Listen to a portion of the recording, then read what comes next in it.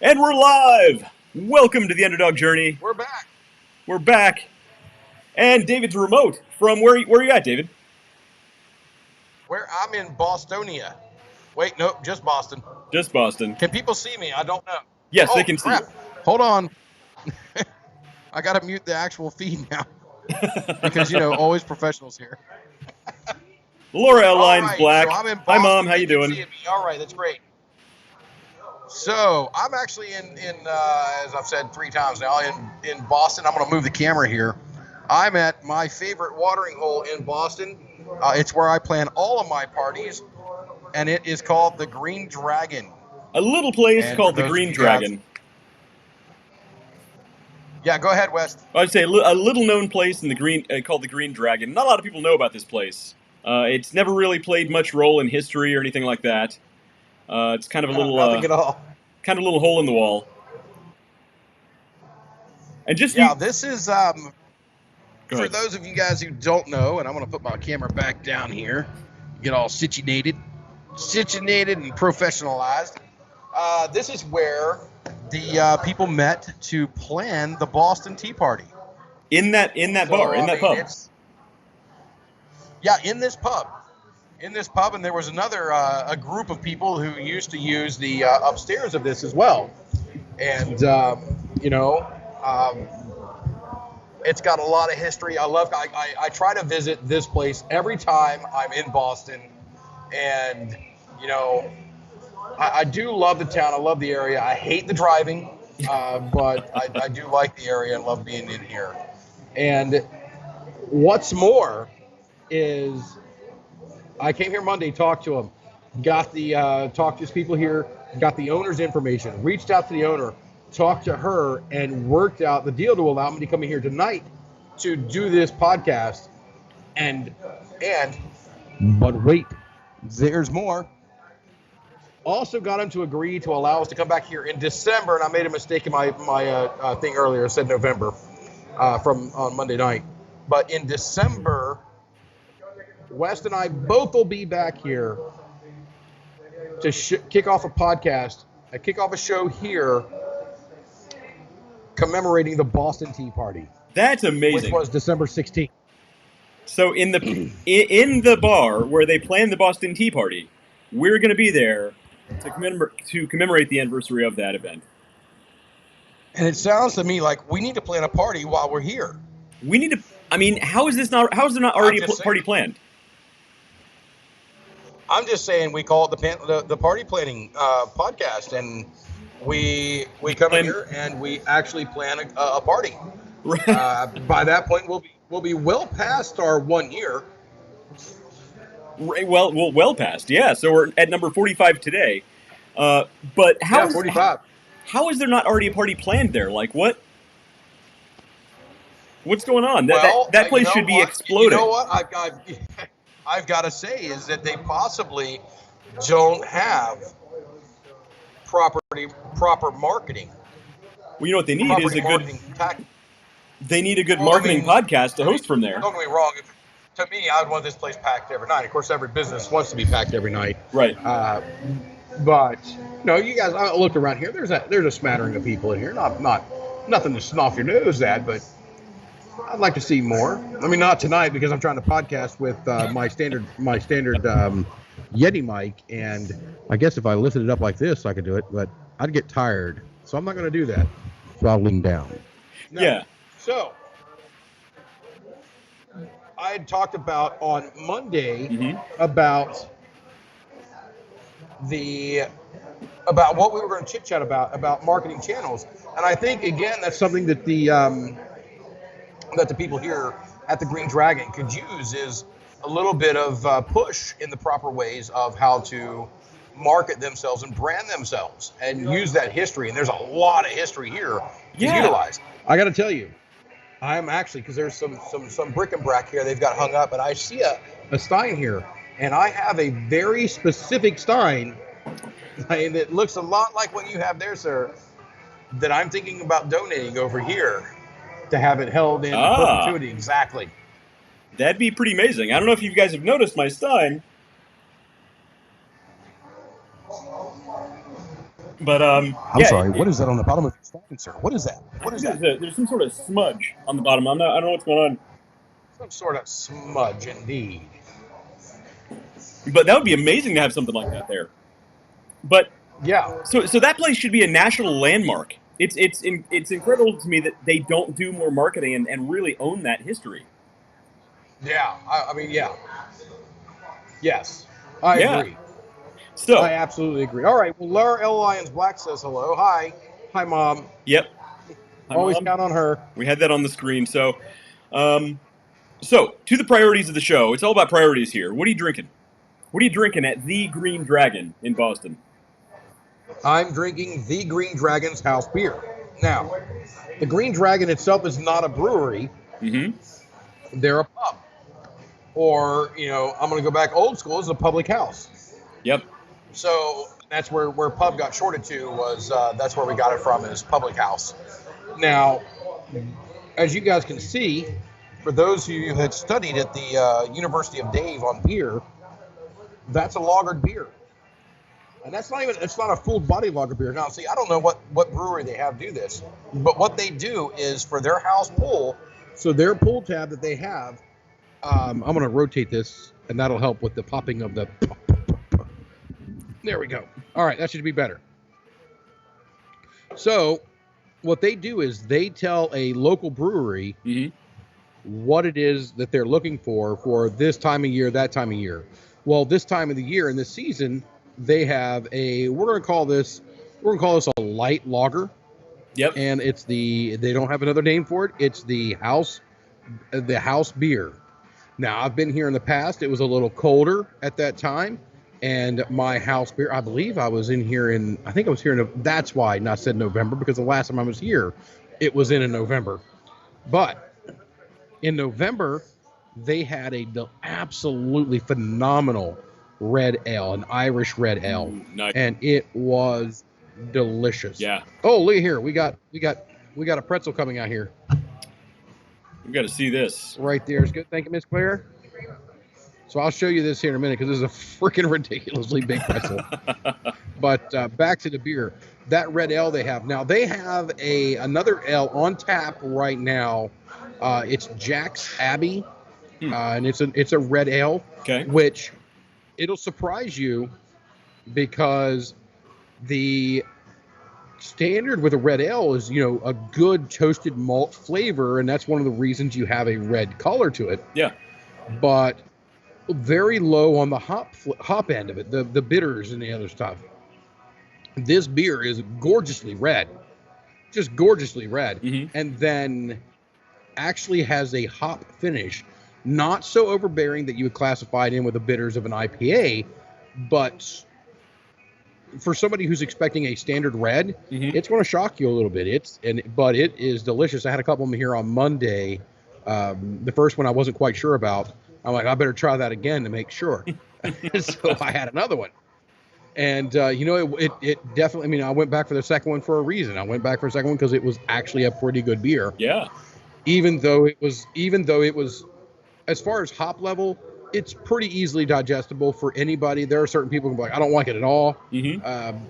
Those people don't drink beer. They drink water and milk. Right. But as far as a good red ale goes, I mean, it was quite delicious. Now I haven't went down. They've got a couple of them there, and I'll go through a couple more of them tonight and report back, as it were. Now, I happen to know what you are drinking tonight. Yeah. So tonight, and once you announce it, I'm going to announce the game that we're going to play. No, it's not. Come on. Throughout this evening. It's not that big a deal. So I'm having the Hofbrauhaus barrel-aged Doppelbock. Barrel-aged, so brewed right here in Central Ohio from the Hofbrauhaus Columbus, the barrel-aged Doppelbock. So it's pretty tasty. That is I'm sorry. Good... What kind of barrel? Bourbon barrel.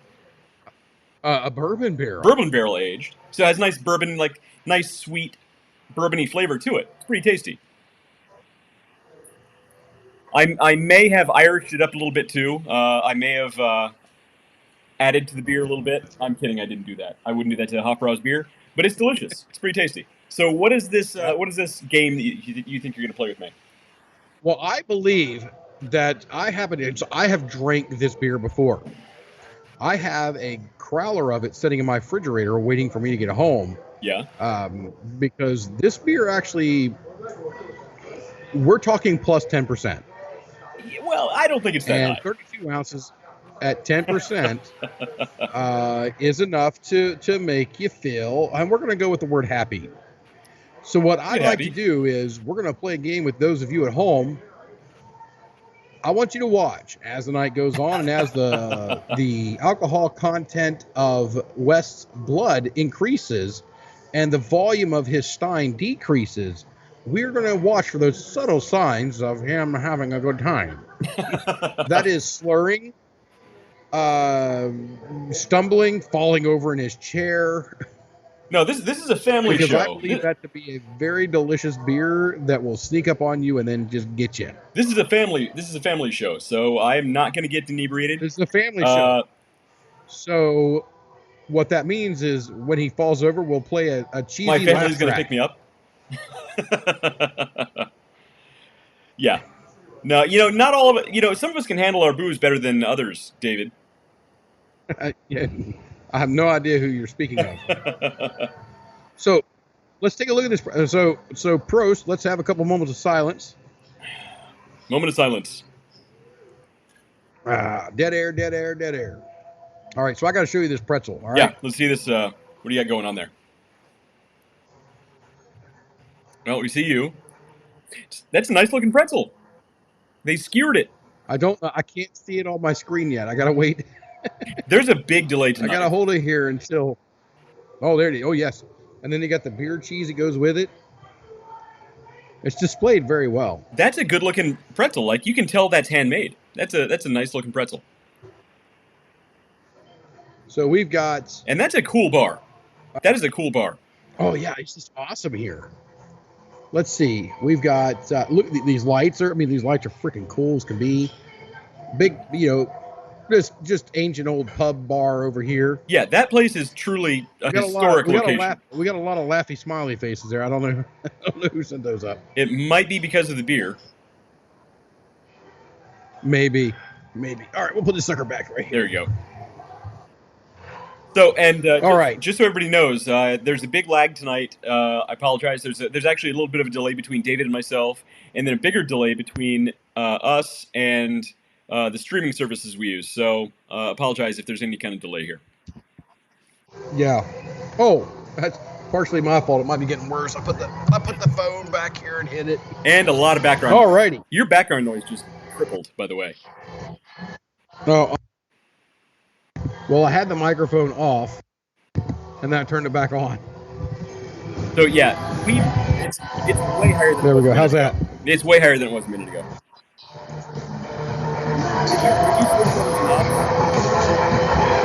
I'm going to pretend that you're saying something intelligent. All I'm hearing is music, David. All I'm hearing is music. Oh, okay. That's Don Cheadle. If you keep the background noise that high, Facebook might take us copyright. All right, so no, what do we get into tonight, Wes? David, I think you changed some settings on your mic. There's way too much background noise now. Oh, here, let me turn the gain down. How's that? I'll turn the gain down and get closer to the mic. Okay, it's a little better. There we go. Okay, that's much better. Can you hear me now? Because that's what's important. People need to hear me. I have a lot of important stuff to say. I think when you drop your phone. Excellent. I think when you dropped your phone, some of the settings changed, so we're better now. Well, yeah, I think what happened was I set my phone over there. It says, I don't know whether I'm better or worse, but I'm just going to lower your quality for a moment. Yep. And it seems like it's coming back. Yeah, we're much better now. Can you hear me? All right, I've got the gain. I've got you crystal clear. You're good. Okay, good. All right, so what are our topics? Actually, is it time for us to get our topics? How long have we been going? I don't even know. Well, we typically spend a good half hour before we get to the topics. So we're yeah. Oh, well, yeah. We're only 25 minutes in now. We've talked about here. We've talked about my pretzel. We've talked about our beer. Well, it sounds to me like we need one more thing from you. Well, I got nothing exciting going on. Actually, you know what? I think we will have some cool stuff going on coming up soon. So, um, we have a guy planned for June 2nd. I don't know where you're going to be, but he's going to Skype in remotely. Where you think about your schedule, aren't you? Yeah, I should be there on June 2nd. I should be in Columbus. Nice. So we're going to have Russ Wilson on from Aquarimax Pets. That is a YouTube channel. It's actually a really popular YouTube channel that deals with really niche videos and content.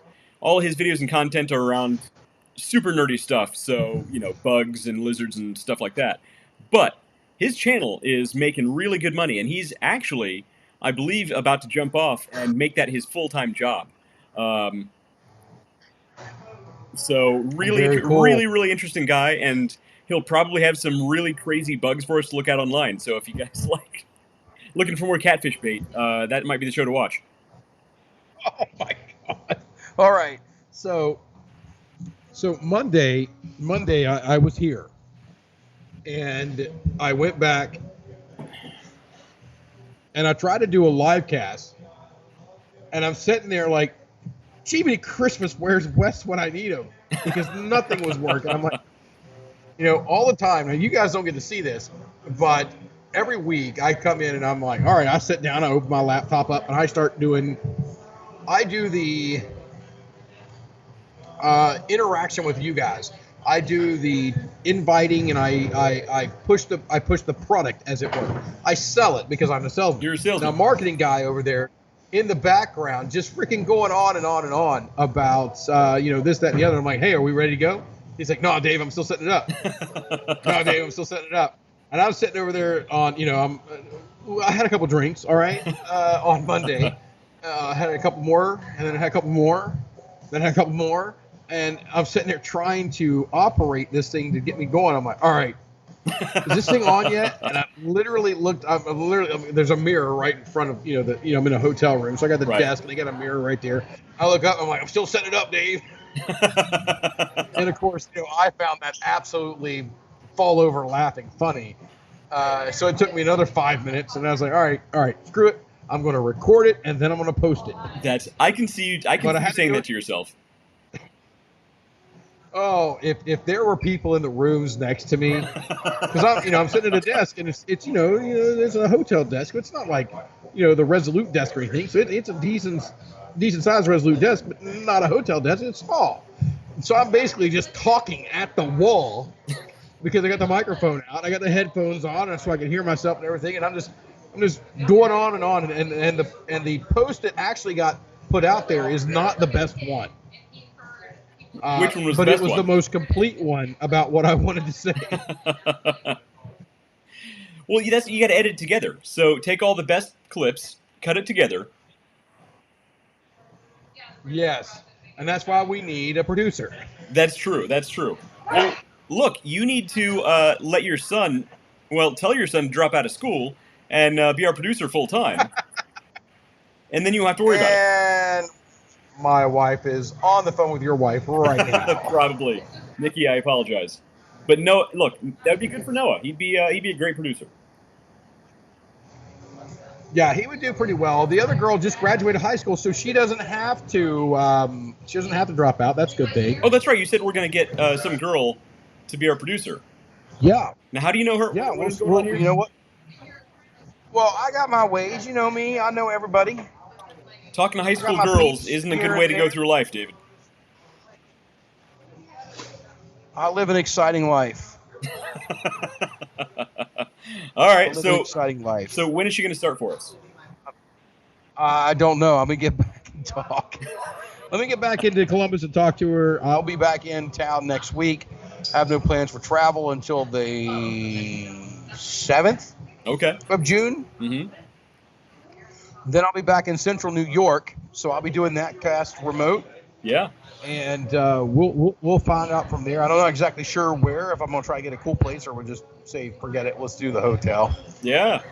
But we'll go from there. So your new house, what you need to do is you were asking earlier what you should do with your office, right? Whether you should turn it into like a yes. Like a bar or like an office. Here's what you do: you turn half into a bar, you turn half into an office, but you set the whole thing up like a recording studio. So you get the lights, you get the camera mounts in the right places. I mean, and then we do a show specifically about how you created your studio space. Yeah. Yeah, well, the big thing is I know my wife is very jealous of the office location that I have. It's got two French doors going, from the foyer and then off to the living room. So I can do, basically I got a mullet office, business up front, party in the back. I'm sure that's how they market that. It's nice. It's a big office, and I think if I gave her the option, she would still in a heartbeat. So part of me is because I have three garages. I have a double garage, Yep. a 2-car garage, and then a single garage. And I'm thinking about making my office that single garage. Well, you also have 4 bedrooms, David. Clearly, one of those bedrooms could be an office. I have 5. 5 bedrooms. One of them could be an office. Unless you guys are planning on having more kids. Currently, no. Don't you say those words. Don't you put that juju on me, Ricky Bobby. Don't you put that juju on me. So, I'm sorry. We have people walk in, start asking for stuff, and right now, I don't know if you can hear it, but this is the song about the horse with no name walking through a desert. Yeah, no, I can't. This is also Don Cheadle. So Don Cheadle sings this song. He's apparently a pretty prolific musician. He's everywhere.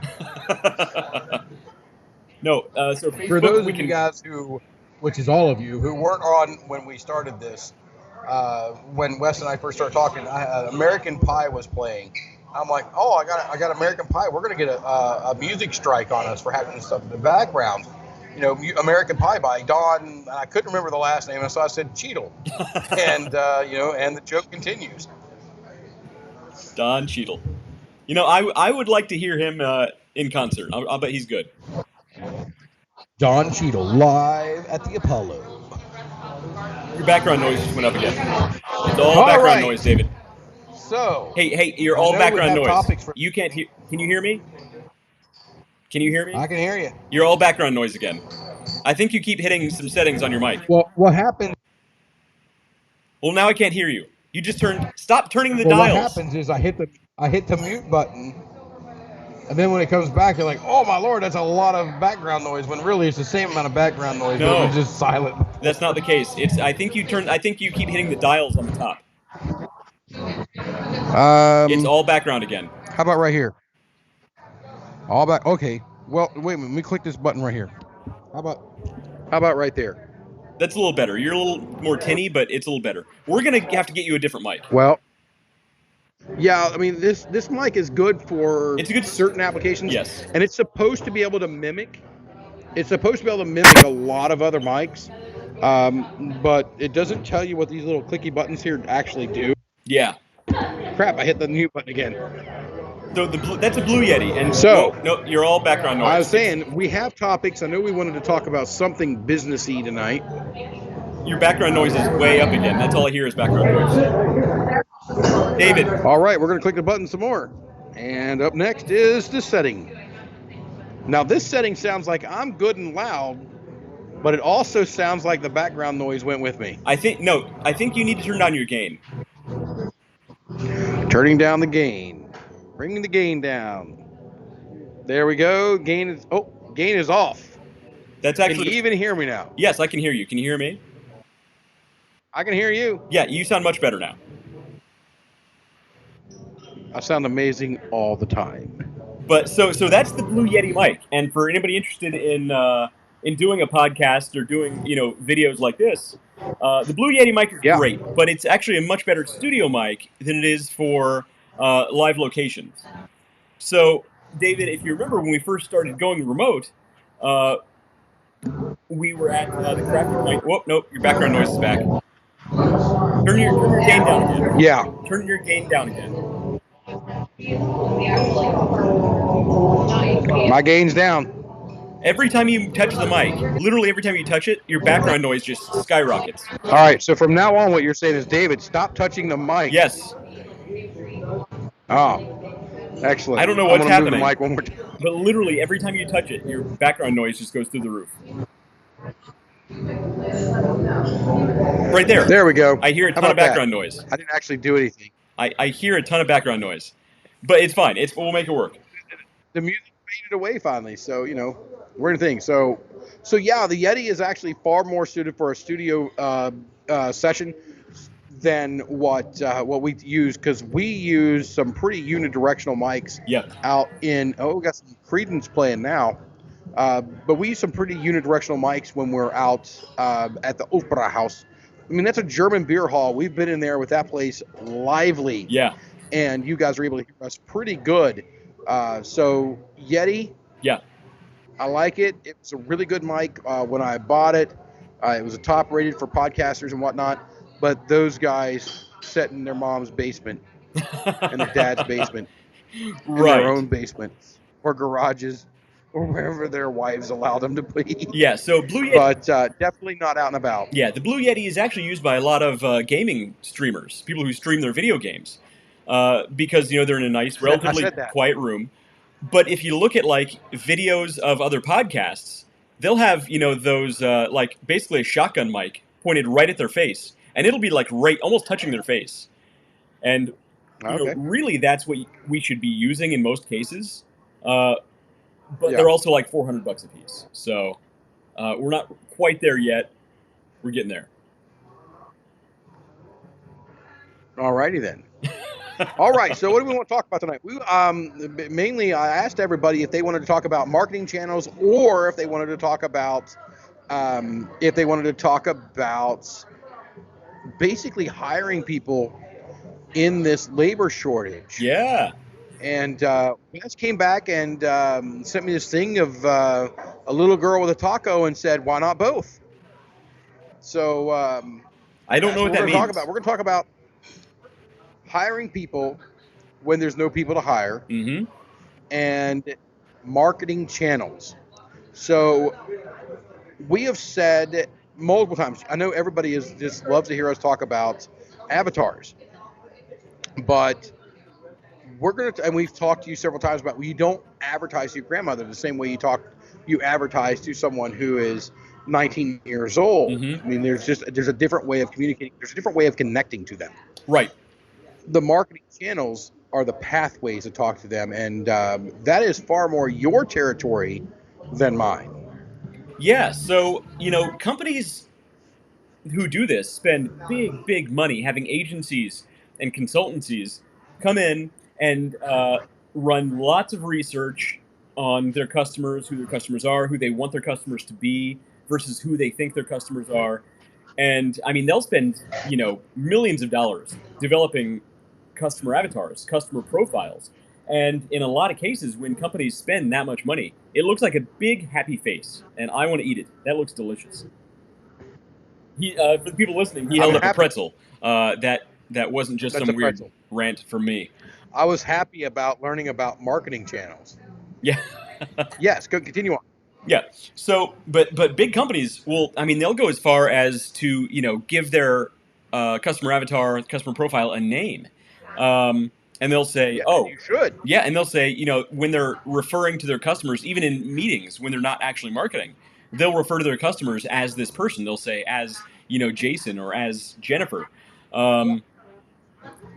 They'll say, how do we, what does Jennifer want? What does Jason really want to do over here? Because it puts you in the mindset of when you're actually advertising or marketing to them, that you're talking to a person, not a group of people. And just subconsciously even, it makes your message that much more resonant with the people you're trying to talk to. And that needs to spread out through all of your marketing channels. Because like you said, David, when you're marketing, or when you're talking to, a 19-year-old girl, you're not going to talk to her the same way you talk to your grandmother, and vice versa. Exactly. So you could be selling the same exact product, the same exact service. Yes. But you are not going to, and I love the drinking game that we have of business buzzwords. And this is not quite one of them that's typical, but we're gonna create it. So we're both going to have to drink after I say that. That you are not going to resonate with your grandmother the same way that you resonate with a 19-year-old female shopper, Right. a female buyer. The connection is different. Right. You know, I got a drink now. You're not going to talk to a frat boy the same way you talk to your 6-year-old son. The lawyer. Oh, I don't know. I would have picked a different. I would have picked a different thing. 6-year-old son and frat boy is about the same. They're pretty close. Oh, as a frat boy, as the way you will talk to your grandmother. Lawyer. Or your lawyer, unless your lawyer happens to be. Poor grandma. Poor grandma's always. I mean, every time she's like, "I just want to take a break," and you're like, "Come on, grandma, we got to use you in the podcast." That's a good extreme example, because when you talk to your grandma, you're typically like, "Ah, grandma, how you doing? You know, I miss you, I love you." But then, like a frat boy, you can say, "Hey, yo." That is not how I talk to my grandmother. Do you go to your grandmother and you're like, "Hey, bro, what's up? Those are some mad kicks you got." I don't know how kids talk. I don't know how frat boys talk. I assume that's how they talk. Oh, ladies and gentlemen, this is the Operation Doppelbach. What? Well, yo, look. grandma, those are some mad kittens you got. Yeah. How about we get down on some knitting? Knitting some mittens for those kittens. And here comes the rap section of the Underdog Journey podcast this evening. Yeah, I'm not going to freestyle on the internet. It's not going to happen today. I have not had nearly enough Doppelbach.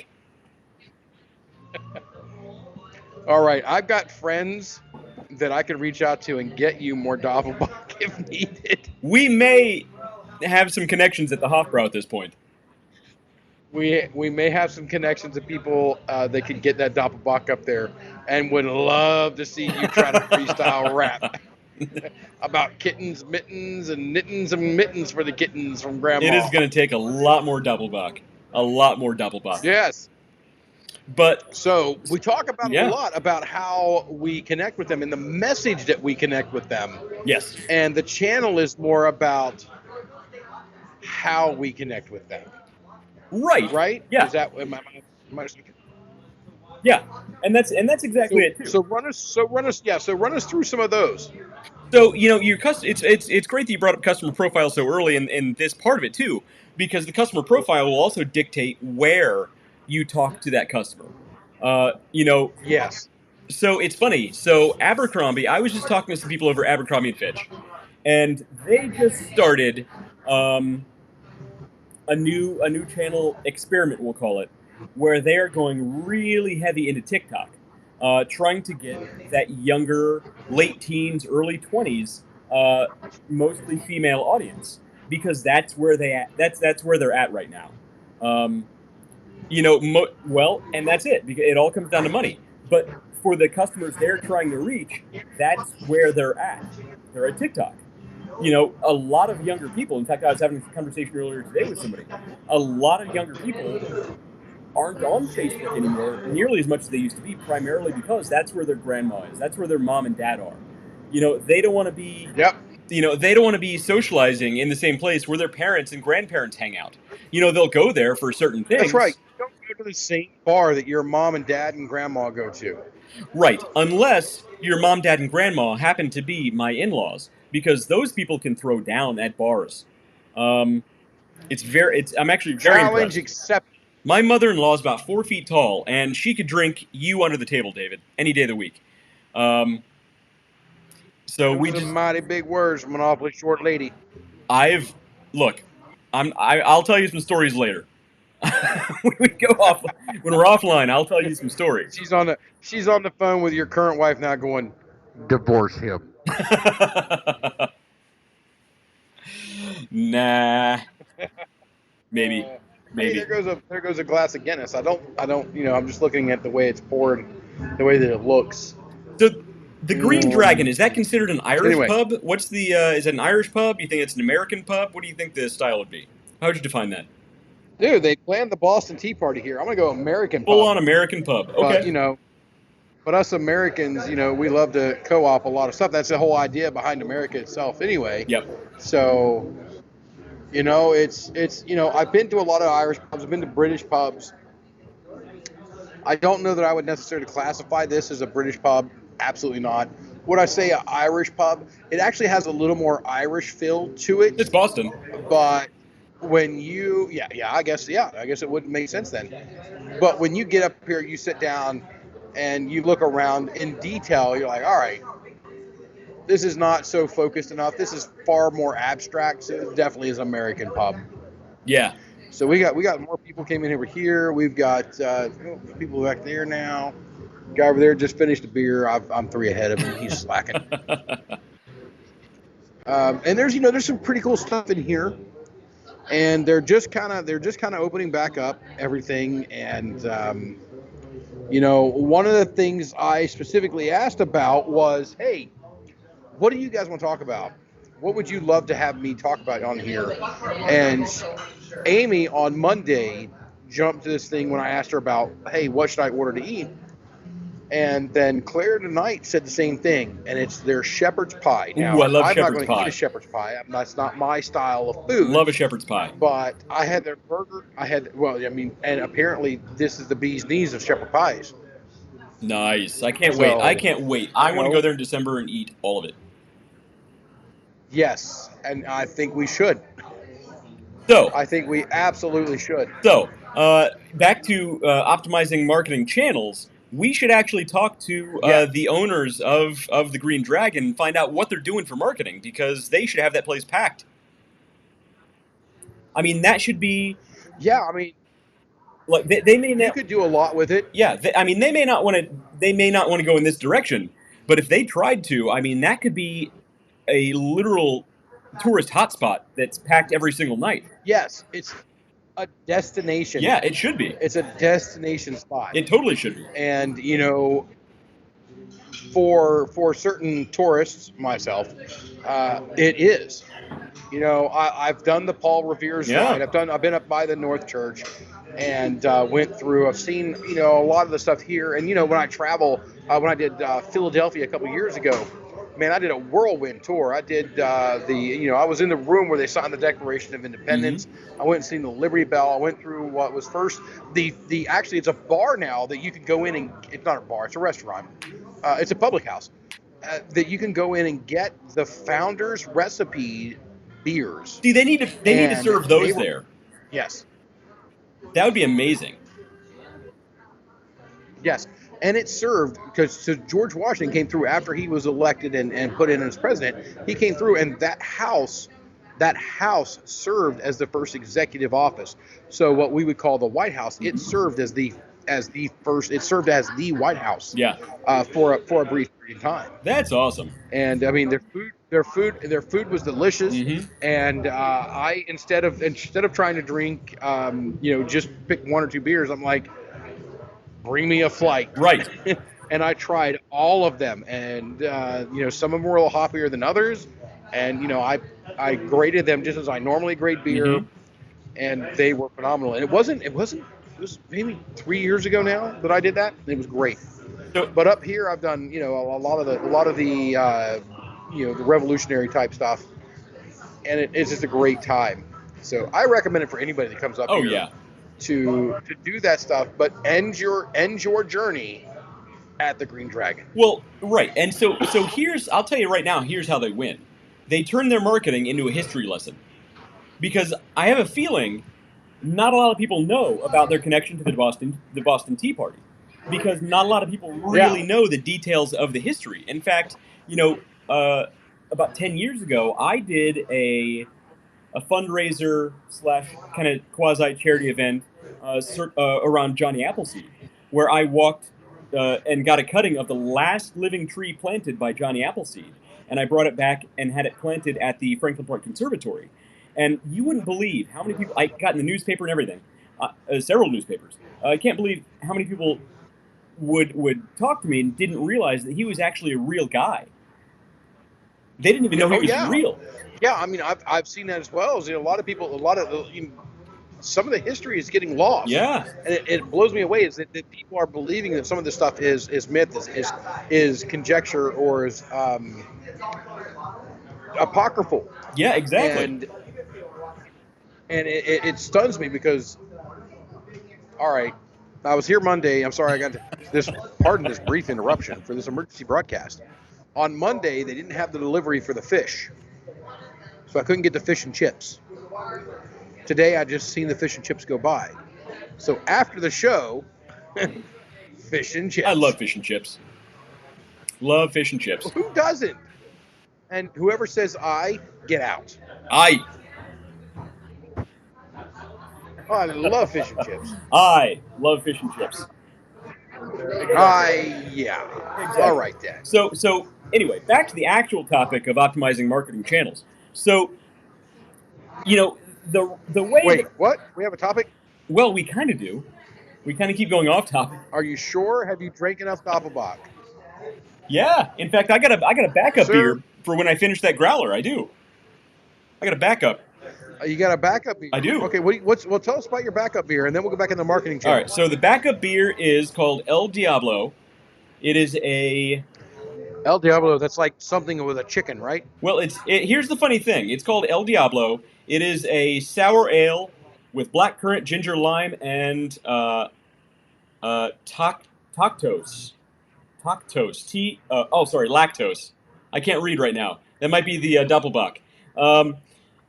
Or my terrible eyes. And there's a one. So here's the funny thing. It's called El Diablo, and it's clearly inspired by, going out and having tacos on a Friday night with a frat boy. But the art on the can is kind of like Samoan or, South Pacific inspired. So it's cool artwork. But it really doesn't have much to do with... It could be Aztec. That could be Aztecian as well. It could be. It could be. So I'm looking forward to this. I like a sour beer.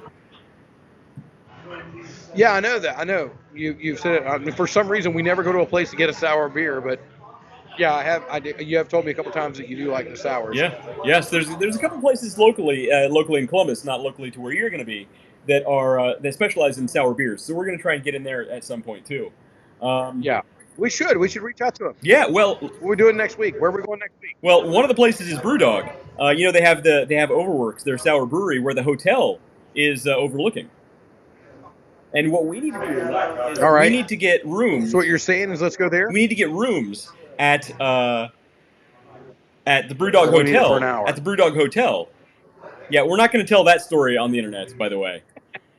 That is not safe for a family show. Didn't we tell that story last week? Did we? We did. Oh. We did. I was falling out of my chair on Monday listening to our podcast because, usually I go back and listen. This past week, I didn't get time to go back and listen. So Monday, as I'm sitting in the hotel after I get back from this place here, and I'm just like, all right, I'm start watching it, and oh my gosh, we were hilarious on Monday. So we were hilarious last week. So anybody listening or watching who didn't see or hear last week's show, we were wearing camouflage. Go back and watch. It's well worth the time. We were wearing camouflage because we lost the fishing competition against Shannon Black from the YouTube channel Real Life Outdoors Shannon Black, which is a great channel. Check out his channel, Real Life Outdoors Shannon Black. Great channel. But this guy hunts and fishes all day long. This is what his channel's about. And this guy over here, I'm pointing at you this time. This guy over here decides to, yep, there you go. He decides to challenge this guy in a fishing competition, and you actually thought we could win. Since we lost the competition, we had to wear camouflage on our podcast, on our stream. But it was fun. We raised, what did we raise? $4,600 for Easter seals. Yeah, it was like $4,500 for the Easter seals out of Central and Southern Ohio, Southeastern Ohio, I think is what their group is. That's amazing. And that's for autism awareness, and man, it's going for a great cause. They're going to build them a park, and we were absolutely.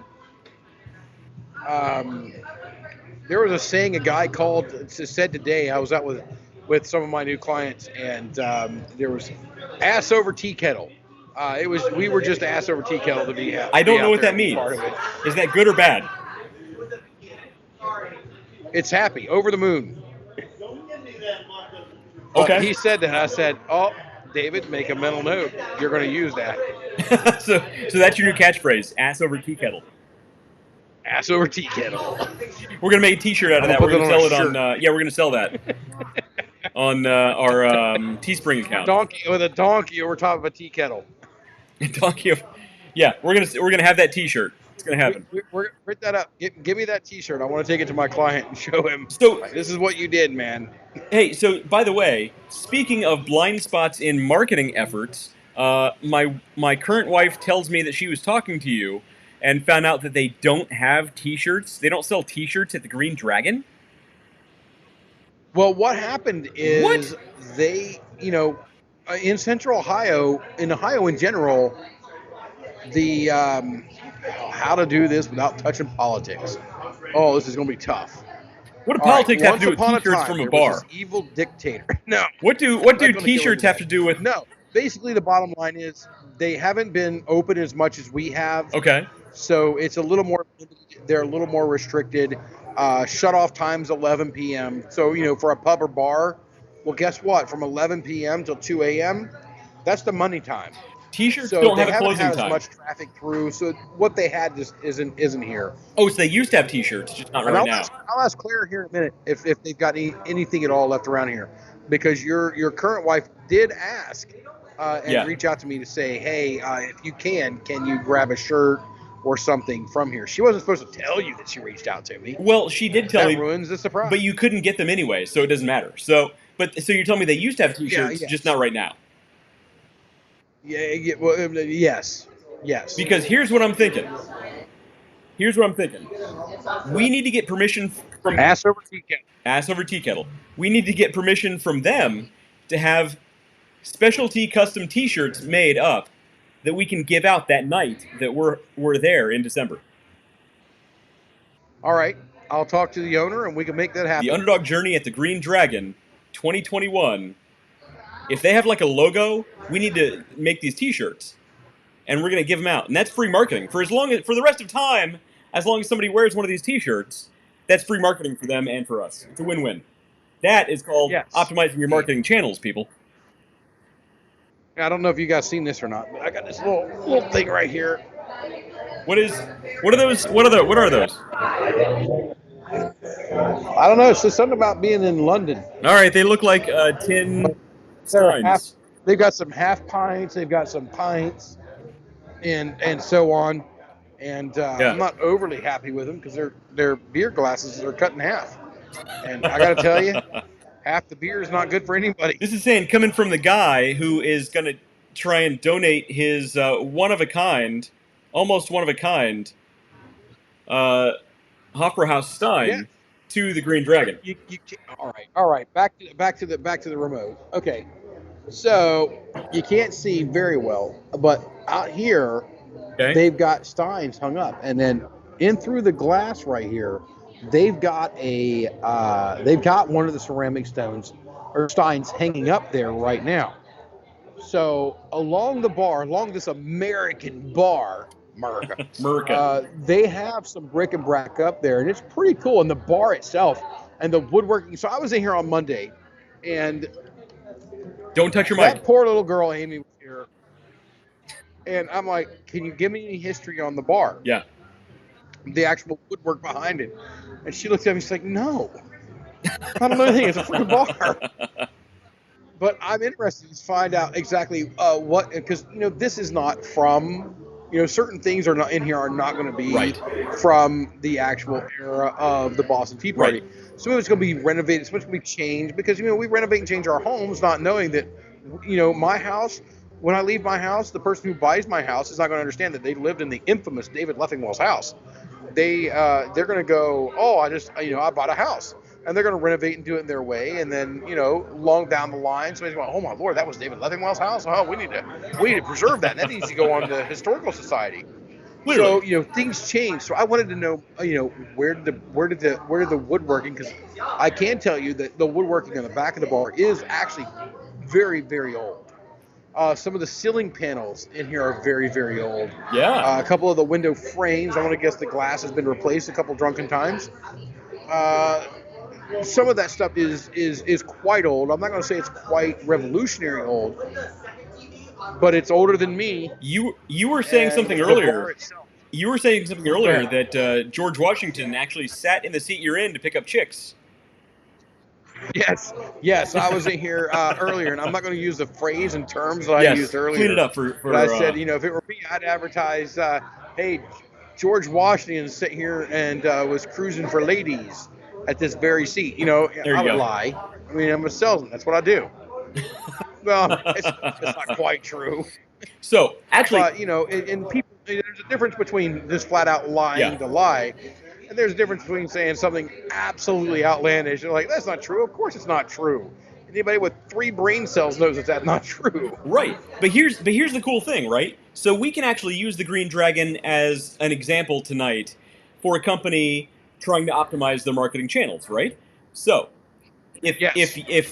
if I were talking to the owner of the Green Dragon right now as a client, how to optimize their marketing channels, one of the first things I would say is test and learn. It's all about test and learn.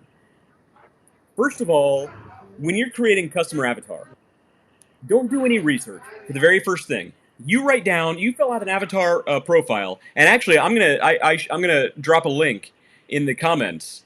Actually, in the description, I'm gonna drop a link about for all of our downloadable content. One of them happens to be a really good customer avatar profile developer. So get that. And you can color. What's that? What'd you say? You can get your crayons out and color it. Well, you could do that if you printed it. But here's the thing. Before you ever do any research, you write down, you fill this out about the customer that you think is your current customer, right? Without doing any research. Yes.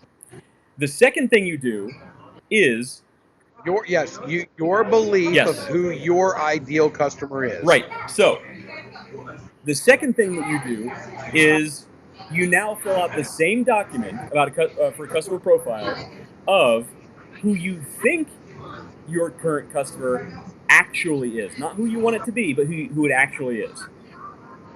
Right? So you have one who you want it to look be. who's buying your product. Look who's scheduling your services. Right. So and start taking down their data. Right. So maybe I misstated that. So the first one should be who your ideal customer is, who you think your ideal customer is, right? Without doing any research. The second is who you want your customer to be, who you want your customer to be, not necessarily who they are, but who you would love them to be.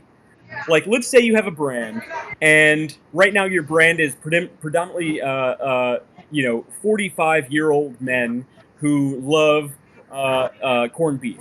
I don't know. But you want your ideal customer to be. Love corned beef. Thank you. There you go. But you want your customer to be frat boys, right? So here's the third time there's a third time you need to fill out your customer profile. First of all, before you do the third time, you need to do research about your customers. You need to go into all your social channels, and you need to see who, what, when, where, why about all of your customers. I would even run a few surveys on them. Uno mas. There's one more there. You forgot the H. How? We're talking about channels. How did they reach you? How did they buy? How did they purchase? Well, that's true. Did Okay. they purchase online? Okay. Did they Uber Eats? Yes. Did they come into the store? Did they come? Marketing for each of those groups is different. That's true. So who, what, when, where, how, and why. Do the research. Even run some surveys on those customers to get these answers. And then, based on that data, do a true customer profile. And now, I wish I had a diagram created. I love Venn diagrams. You know I'm going there. You have your 3-way Venn diagram of who your current customer actually is, who your ideal customer, who you want it to be, and your third customer of who it actually is. And that middle space where they all come together, that's your sweet spot. Yep. That is where you make your money currently. Intersection. That's the intersection. Intersection. Yeah, we're not going to start talking about intersectionality. In fact, we might even get flagged for bringing that phrase up inappropriately. Careful. The last time you said a questionable word on here, we literally got dropped. Oh my gosh, I can't believe that happened.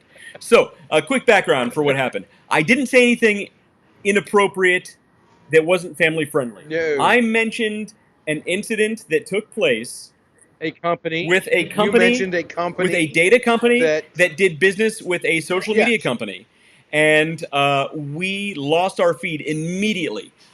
It was hilarious. I mean, it was right now. Now look, it might have been a coincidence. It might have been a coincidence, but I'm not convinced enough to say it again.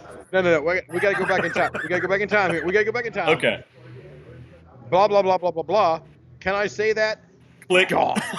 Immediately gone. Just like Immediately. that, gone. Oh, and not even immediately gone. My computer, the mouse was going different directions. Oh, it was crazy. I'm not going to say that my mouse was being controlled, but my mouse was actively going in different directions from how I was controlling it. It was so weird. I was looking. He's like, look at this. Look at this. I'm trying to make my mouse go over here, but it's going this way, and it's moving off and around. And then my whole computer I'm crashed. not saying that Mark Zuckerberg hacked your computer. I'm just saying that Mark Zuckerberg hacked your computer. Don't say that now. Don't make us. No, we're going to get kicked off again. Well, if you guys don't get that, that's actually a Dennis Miller joke from way back in the day that I'm not actually going to repeat because we will be booted off the line. This is a family show, Dave. Permanently. But I could not believe that the timing. I don't know where. I don't know where he keeps coming up with this whole family show thing. And so we open every podcast. On tonight's podcast, Dave and Wes drink beer. Drink copious amounts of booze. On next week's podcast, Dave and Wes drink more beer. Recap from last week: Dave and West drink beer. Exactly. Hey, we have a flashback. Do you remember that one time when we didn't drink beer? Oh yeah. Oh man. Dave and West drink bourbon.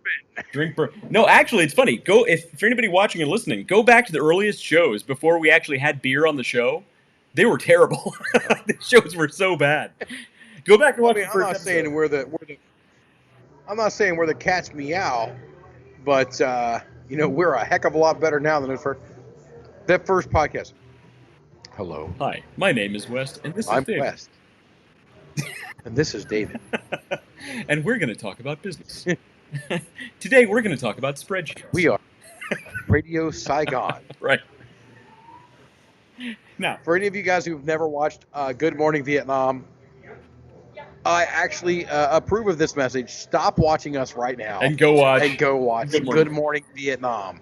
Actually, anybody who's smart would stop watching right now and go watch any Robin Williams movie.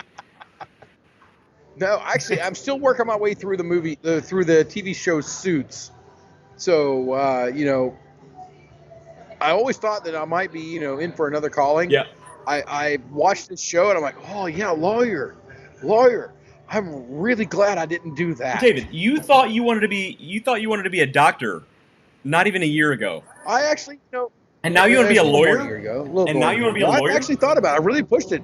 Looked at it, had it all set up and ready to go into family practice. I know. And I love what I do. Absolutely love what I do. You are too good at what you do to go into medicine. Couldn't walk away from it, but you see things and you get into things. But I'm watching this. The Suits is about a lawyer's agency or fraternity or whatever the heck they call themselves, and I'm looking like, yep, that's not for me. I'm gonna watch this, and the one hot chick, Meghan Merkel. Meghan. Who? Meghan Merkel, the princess of whatever. Yeah, that one. Yeah. The Princess of Wales or Duchess I don't think. of I think they were disowned by royalty. I don't know the deal. Of San Francisco. My current wife could tell you. But my wife, she knew who it was. I'm like, hey, this one chick is in it, and she looks familiar. So I googled it up, and it turns out she's like some princess of something or another. Yeah, she married Prince William. You're watching Meghan? Whoa, calm down now. I just said she was hot. Yeah, that's all. We're not going to go into the British royalty right now. That's a different show. Next week on the Underdog Journey. Next week on the Underdog Journey, we talk about British royalty while we drink German beer. That would be appropriate. And for those of you who understand it, bully for you. No comment. No comment. No comment. It says the Irishman. Yeah, the British royalty. No offense, I live in England. No offense to my friends over there, but British royalty is they've basically turned into the Kardashians of America. They're the British Kardashians. Like that, it's just a reality show at this point. Keeping up with the Windsors. Yeah, it's a reality show at this point. Does it? I mean, what else do they really do? Awesome. I mean, I know they have other... I bet they don't like that idea. I know they have other governmental responsibilities, but come on. It's a reality show. Yeah. So So optimizing marketing channels. I heard a word. Yes. Yeah. So optimizing marketing channels to the fiduciary response. Anyway, fiduciary. No. Excuse me. That's what I was thinking about. I was on the phone with a person today, and they used the word, "We have a fiduciary responsibility," and I lost it. I'm just freaking giggling like a schoolgirl. And you know why? I know why. I'm not going to say. I'm not going to say it. But we know a person that uses that word a lot, and not always in the proper way. And this guy's my banker trying to get my mortgage pushed through in freaking New York. Well, we have a fiduciary responsibility requirement. I'm sorry, freaking. I just start peeling and laughing. Looking at me. I'm not looking at me. He's talking on the phone.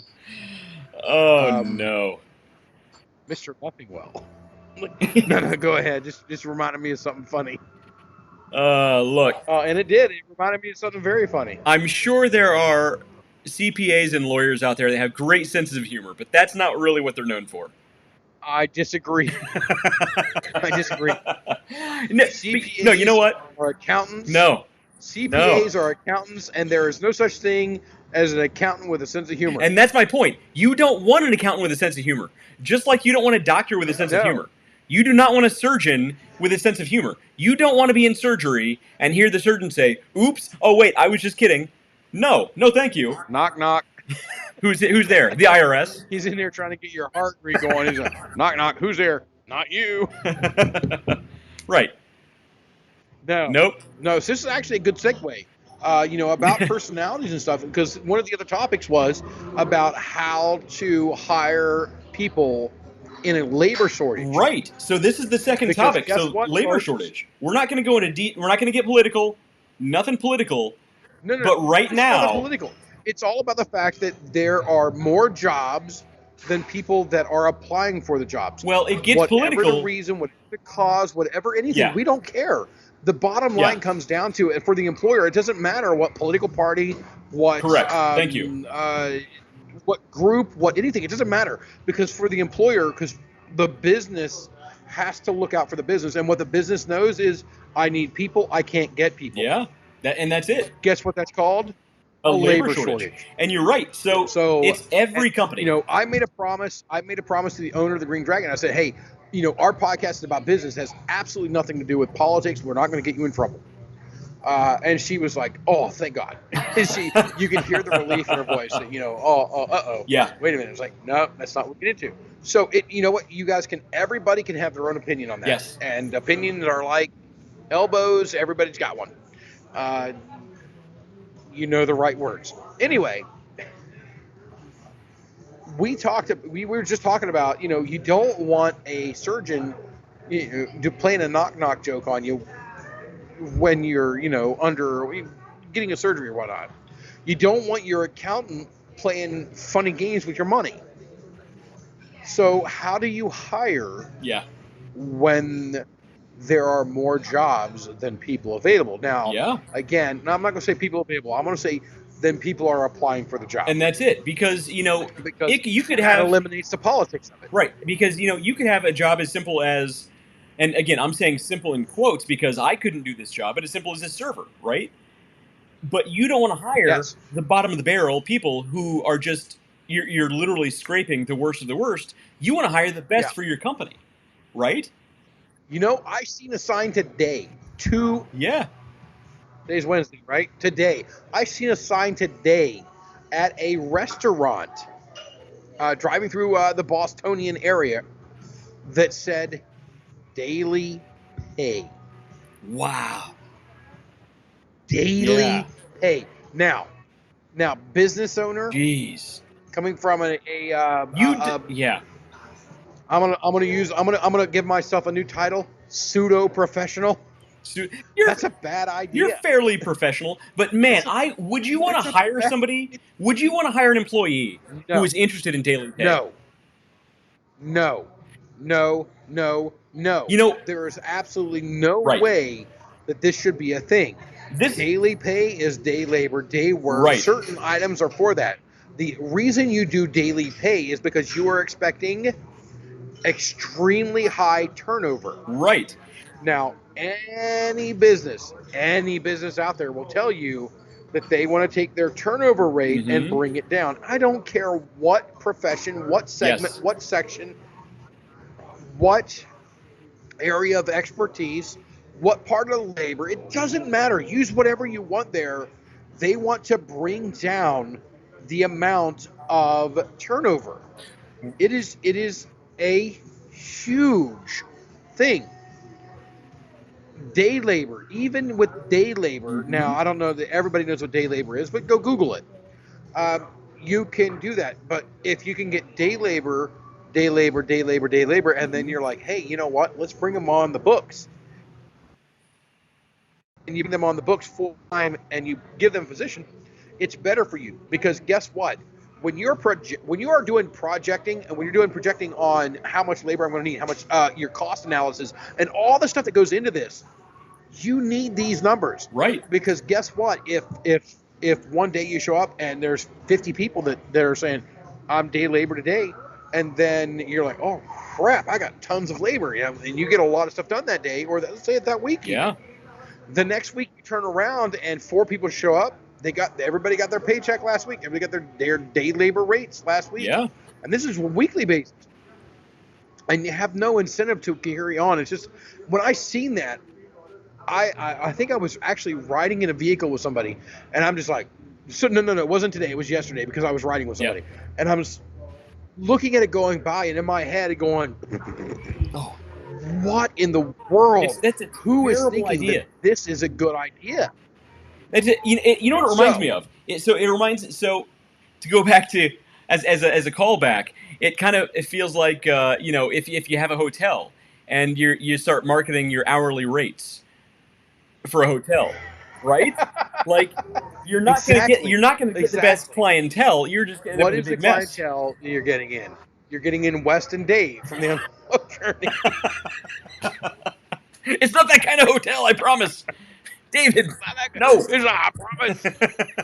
Of course, when we walked out and I walked down, I was like, thanks for your time. And I threw the card back over to him.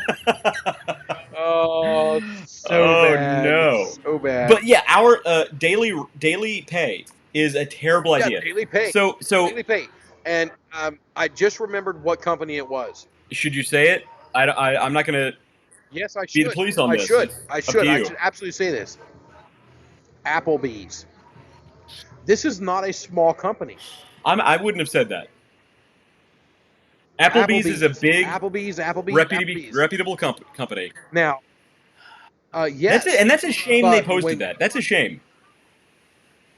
Yes, but here's the rub is, and those people need to know it. And if anybody wants to see this on here, that's fine. You know what? I'm not the one who put the flipping sign out that said daily pay. Daily pay. I'm not the one who made that huge tactical error. Well, not even that. That is not a local manager saying they're going to do that. That's a corporate decision.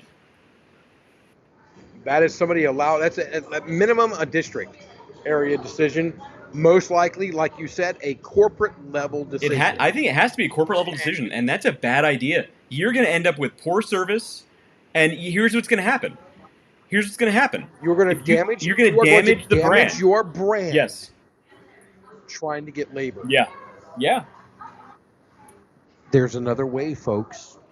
There's another way. So, Mr. David Leffingwell, master salesman and master marketer at this point, how would you suggest? Not marketer, manager. How would you suggest companies deal with, cope with, or even recover from labor shortages? Oh, I'm glad you brought that up. There are multiple ways. There are just multiple ways to handle it. Educate us, Mr. Leffingwell. Here's the way that I prefer. Now, it is not necessarily the way that's going to fit for every single person. Mm-hmm. But for me, I do not look at experience. Okay. Gone. I do, and in my world, it's a very technical world. Yeah. We are talking extremely complicated Boolean algebra in some cases. I don't look at experience. I don't look at history. I don't look at anything. Okay. I look at personality. Sure. Well, because you're in sales personality. Because you're in sales. What is their aptitude? Yes, because I'm in sales. I know that that this person, I can sell this person on that job because guess what? It applies to their personality. It applies to their aptitude, not necessarily their current skill set. I can teach the technical stuff. I can teach the menial stuff. But if I try to take a introvert and turn them into a outside salesperson, guess what I'm going to get? Even if let's say they've went to Harvard for undergrad. Let's say they went to, well, we're going to go stick with Harvard because if I was almost going to say Yale, but that they would never do that. It was Yale. To Harvard for grad school. Let's say they got an MBA and they, they're looking for this intro and their sales and all this stuff. If I took an introvert and put them in this position, guess what they're going to do? They're going to fail, and they are going to fail miserably. Yeah. Wait, I'm the one slurring. Miserably. Right. They're going to fail miserably. There we go. I got it right.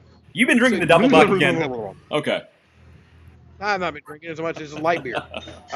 So I take this person who has this personality that's completely outside of their, for lack of better term, comfort zone, for their area. You'll see a lot of people that say, hey, you need to work on your deficiencies. Congratulations on your aptitudes. You did well, but we really want to focus on getting these items here that were low up. Yeah. And I'm the guy that sits back and says, that is the dumbest thing I've ever heard. I go back and say, I want to build upon your strengths. Yes. I will find other people to supplement your weaknesses. Right. So that those are their strengths. I'm not going to take the guy who let's, what, I'm going to put this in the numbers for you, okay? Let's say I got a guy who does $1 million in sales in this area right here because that's his aptitude. Wait, I'm going to do it right here so you can see it. $1 million in sales in this aptitude.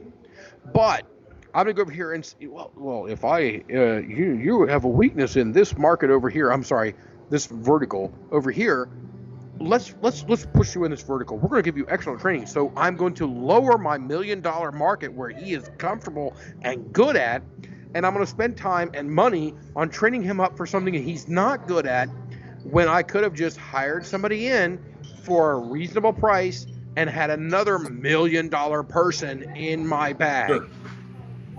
Done. So let me give you a hypothetical. Personality, aptitude. Go for it. Let me give you a hypothetical. And just everybody watching and listening, we have not rehearsed this. This is a complete off-the-wall hypothetical. No, we have no idea. Just for everybody who listens, we never rehearse. We never rehearse anything. It may sound like we're on the same page a lot of the time. We don't have a clue what each one of us is going to say at any given moment. But literally anything could come out of either one of our mouths. So yes. And the other one's always right there to pick it up. That's why we work well together. Good team. Is because the parts that I am in strength at, that maybe West is not quite so strong. The parts that are West are strong at, I'm not so inclined in that area. So it works well. We're not trying to, well, Dave, you suck at this. Let's make you better at this thing that you suck at. No. Let's leverage the freaking talent that you have and make it happen. So let me give you a hypothetical. Go ahead. So let's say there's a local tap room / bar / restaurant that we may have frequented at one point that may or may not still be in operation. I know. I'm with you. And they may or may not, one of the main reasons they may or may not have the straw that broke the camel's back, I'll put it that way, may have been because they couldn't find the right, or in some cases any employees to work as servers or kitchen staff. So for a bar or restaurant in that position, what would be your answer? In this specific scenario, because I know what you're talking about, nepotism is bad. Don't hire your cousins. Don't hire your cousins' cousins. I recommend when I recommend somebody, I recommend them for their quality, their talent, and that's it. Yeah. I've recommended you for things, but other things that come up, I've said, no, that's not the right guy for this. Correct. Thank you. I appreciate that. If you look at the individual qualifications of a person, and that's what you need to be looking at, and that's solely what you need to be looking at. Yeah. If you were, let's say you were a restaurant and you're struggling to hire people, what do? You raise the rates? Well, I mean, you can, you're going to attract certain other people. But what I would do is I would change focus. Right. I would look for people, and this is me. I would look for a core group of people that were out of high school age to handle my off hours. Then I would literally focus on drilling in to the local high schools and the local colleges, especially the community colleges, not necessarily the four-year programs, but community colleges, and bring them and say, here's this, this, and this. Then you can work on, even, this is crazy because, this is something you can do, but you wouldn't think of it. Yeah. Let's say you have these people that want to go marketing. You have these people that want to do sales. You have these people. You can actually offer as a college credit as almost an internship. So it's a paid internship. They're coming in and doing the work. You could give them, 4 hours a week of something that they're not actually doing the work. You can have them paid in monetary value, educational value, and more importantly, college credit value. Right. So there's ways to do it that you're not necessarily raising the debt that you have versus the income. So your cost of goods sold, the COGS, which is the number 2 item I look at in a business. The number 1 item is always the statement of cash flows. Number 2 is the cost of goods sold. I get to number 3 or maybe sometimes number 4 before I even take a look at the profit and loss statements. When I take a look at a company and say, how are we doing? What do we need to do? That's number 4. And that's one of the first things that people go to.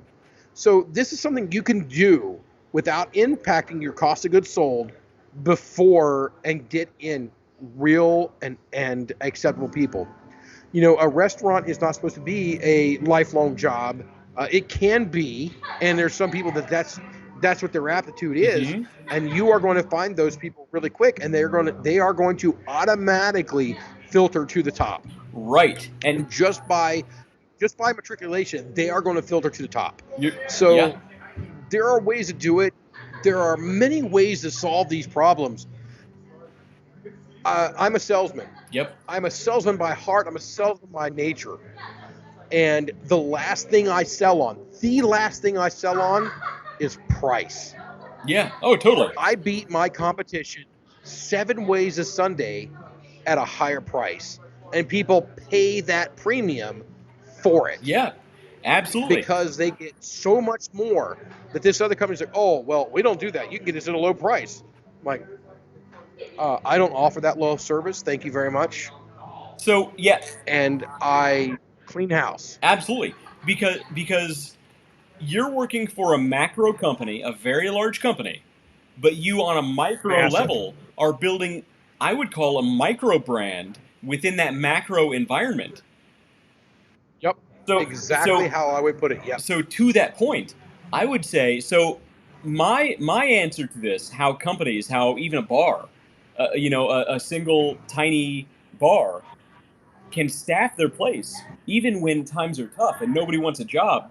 There are really 2 ways in my mind. Easy, you're touching. I'm not going to go there. I'm not going to go there. More jobs than applicants. I'm not going to go there. But there are really 2 ways to do this. Okay. One is to, like you said, you don't just offer the job.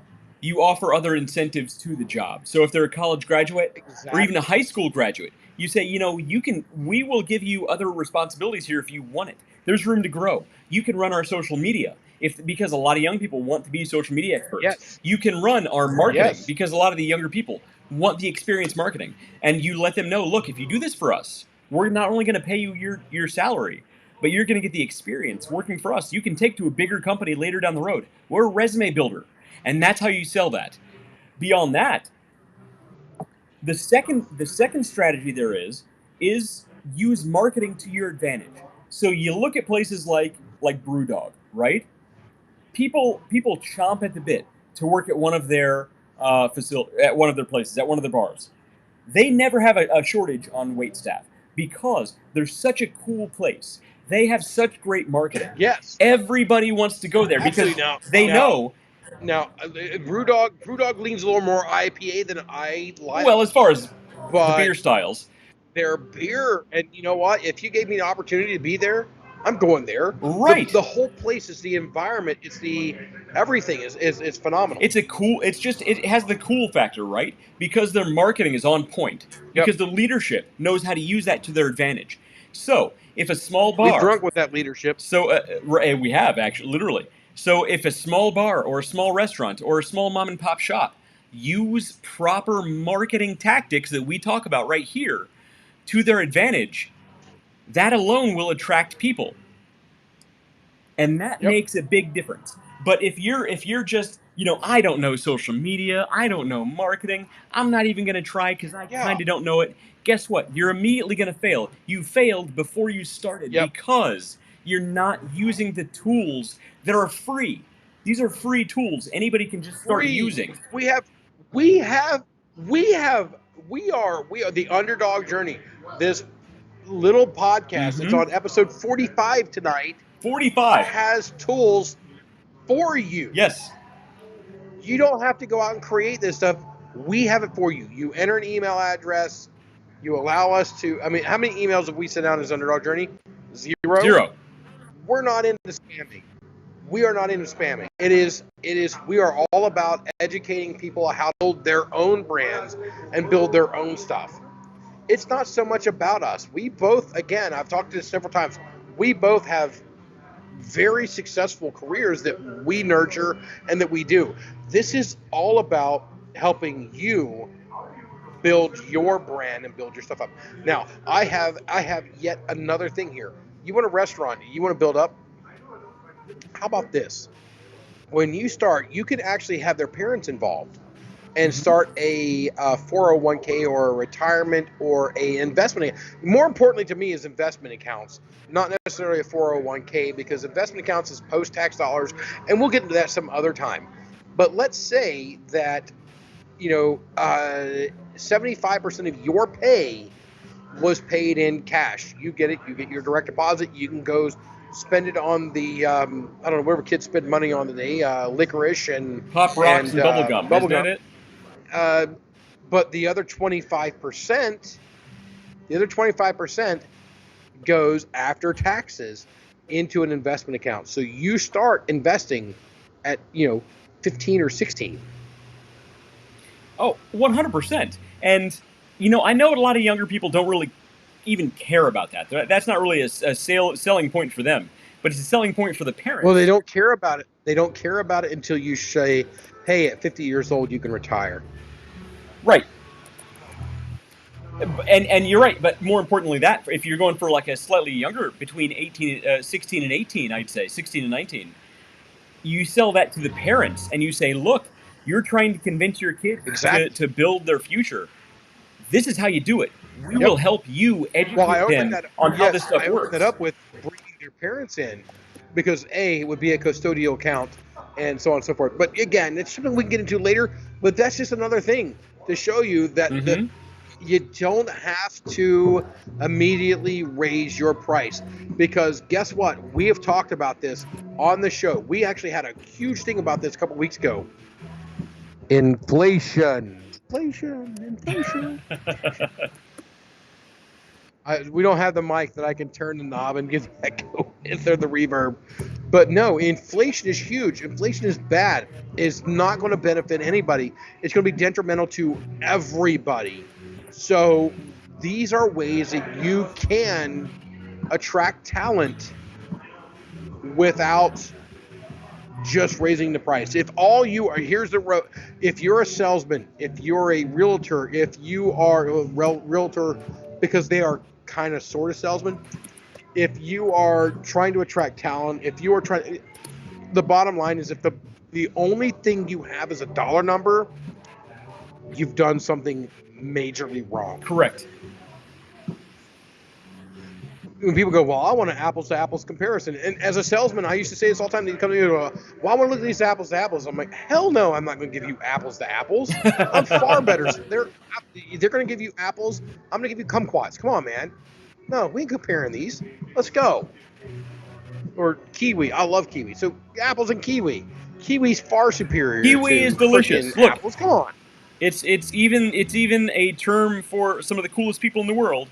Kiwi, for a reason, is a great a great snack. I agree. I love kiwi. So, hey, dude, I think we've been on for like a ridiculously long time tonight. About an hour and a half. So I just posted a link to the assets that we To our talked about. toolbox? Okay, great. To go buy some kiwi fruit because they're delicious. Also, a link to the marketing toolbox, the Underdog Journey marketing toolbox. In there, you're going to find marketing tips and tricks. You're going to find the avatar builder. I mean, if you have ever wondered who your customer is and how to talk to them, the things that we're giving away for free, I've literally seen people sell things very similar to this for hundreds, thousands of dollars in some cases. And this is free. Just go download this stuff and use it. I promise we're not going to track your data. We're not going to email you. Right. Right. You build. We're building our thing, building our brand. Absolutely. Build yours. The people here. So like, follow, the subscribe, bell on the YouTubes. Get notified. click the heart, click the thumbs up, Be do part the of thing. Part of the journey. So David, I have a question. Are you going to be remote or local next week? I will be in Columbus, Ohio. So next week we will be live at the Hofbräu House, Columbus. So if you're in Central Ohio, come to the Hofbräu House, have a beer with us, buy us a beer, we'll buy you a beer. It'll be a whole thing, and you might even come on camera, and it'll be fun. And I can tell you, next week. Now we've been building up to this. We've talked about this in previous promos for the show that we're going to talk about data, your personal private data, how it's collected and how it's used by these big data brokers. Oh yeah.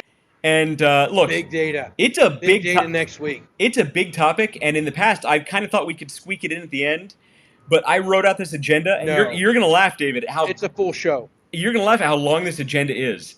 There's a lot of actually on this one because I know a lot about it.